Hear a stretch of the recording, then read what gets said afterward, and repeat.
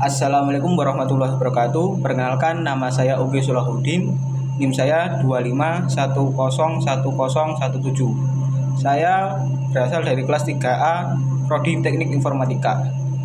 Pada video edukatif kali ini saya akan mengangkat topik yang bertemakan identitas nasional. Di tengah gempuran tren dunia yang sangat beragam, apa sebenarnya yang membuat kita benar-benar menjadi Indonesia? Mari kita bedah bersama. Secara konseptual, identitas nasional yakni suatu ciri khas yang melekat pada suatu bangsa yang membedakannya dengan bangsa lain. Dalam mata kuliah pendidikan kewarganegaraan, identitas nasional dibagi menjadi dua. Yang pertama identitas primer dan yang kedua identitas sekunder. Dalam identitas primer meliputi segala sesuatu yang berasal dari suku. Contohnya suku Jawa, Bali, Sunda,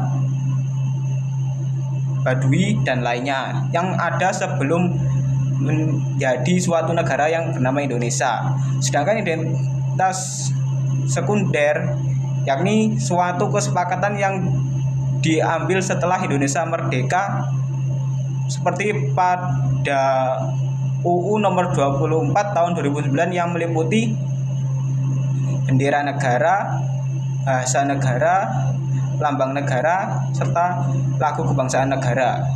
Selain itu, identitas kita yang ada pada bangsa Indonesia ini juga tercermin dari nilai-nilai Pancasila yang menjadi suatu kepribadian bangsa kita, serta semboyan Bhinneka Tunggal Ika sebagai perekat keberagaman yang ada pada bangsa ini. Maka dari itu, identitas nasional bukan sekedar simbol, tetapi kesepakatan yang disetujui oleh seluruh masyarakat Indonesia untuk menjadi negara yang satu, yakni Indonesia. Namun, coba kita lihat saat ini di sekitar kita. Kita saat ini sedang mengalami fenomena yakni hybrid identity. Pada era digital saat ini, hybrid identity yakni merujuk pada suatu identitas individu yang memiliki berbagai macam identitas digital yang berbeda-beda dalam suatu platform. Salah satunya media sosial, forum, dan lain-lain. Mungkin anak-anak muda zaman sekarang mereka lebih tahu tentang budaya-budaya asing daripada budaya-budaya lokal mereka sendiri. Mungkin seperti sejarah daerahnya sendiri yang mereka tidak tahu, tetapi mereka akan banyak tahu tentang artis-artis dari luar negeri yang sedang booming seperti itu. Fenomena lainnya yang terjadi pada era digital saat ini yakni nasional reaktif, yaitu suatu sifat yang kita baru merasa memiliki identitas nasional ketika ada klaim dari negara lain tentang budaya yang ada pada bangsa kita. Kita cenderung marah saat budaya kita diakui pihak lain ataupun negara lain, tetapi kita tidak ingin atau bahkan enggan mengetahui budaya tersebut karena adanya kemudahan akses untuk melihat budaya-budaya luar negeri yang ada pada saat ini. Karena cenderung budaya-budaya luar negeri itu lebih banyak digemari oleh masyarakat saat ini, khususnya anak-anak muda saat ini. Mereka lebih suka budaya-budaya barat yang terkesan lebih modern serta lebih bagus. Mari kita analisis lebih dalam dan secara kritis. Saya melihat bahwa identitas nasional di negara kita saat ini sedang mengalami tantangan eksistensial. Globalisasi tidak bisa dihindari, karena menjadi modern itu penting. Tidak selamanya kita harus sederhana.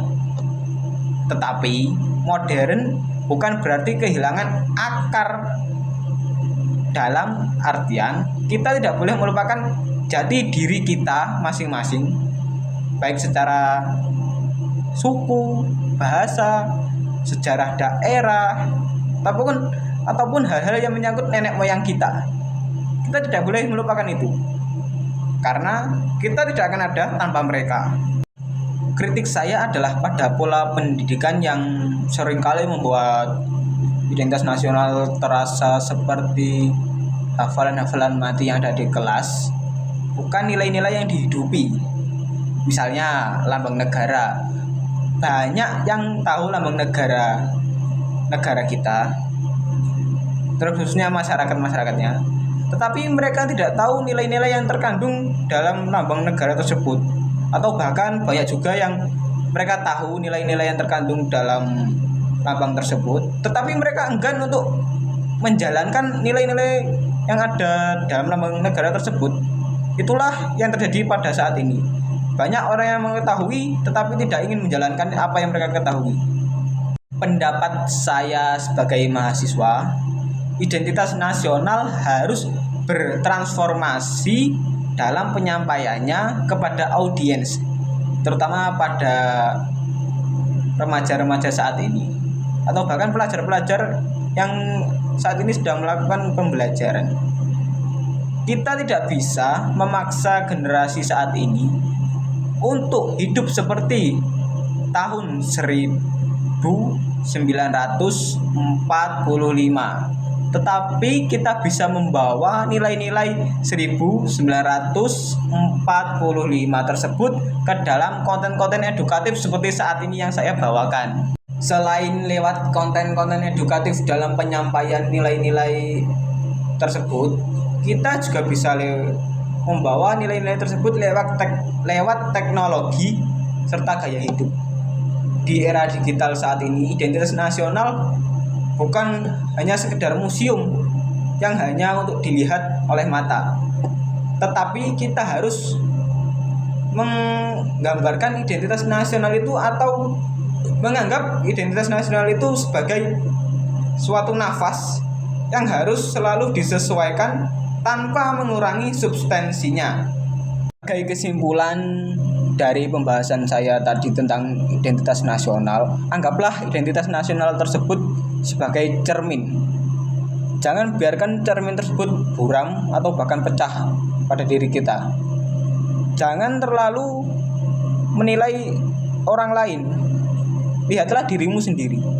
Banggalah menjadi dirimu sendiri, serta banggalah menjadi warga negara Indonesia. Bukan karena kewajiban, karena kita tinggal di Indonesia, tetapi karena kita paham betul arti serta betapa pentingnya dan berharganya nilai-nilai yang dimiliki negara ini. Sekian, terima kasih telah menemani saya membahas topik identitas nasional. Mari kita jaga diri kita dimanapun kita berada. Saya Ugi Solahuddin, mahasiswa Universitas Kahuripan Kediri, mohon pamit undur diri. Hidup mahasiswa, salam Indonesia. Sekian dari saya, wassalamualaikum warahmatullahi wabarakatuh.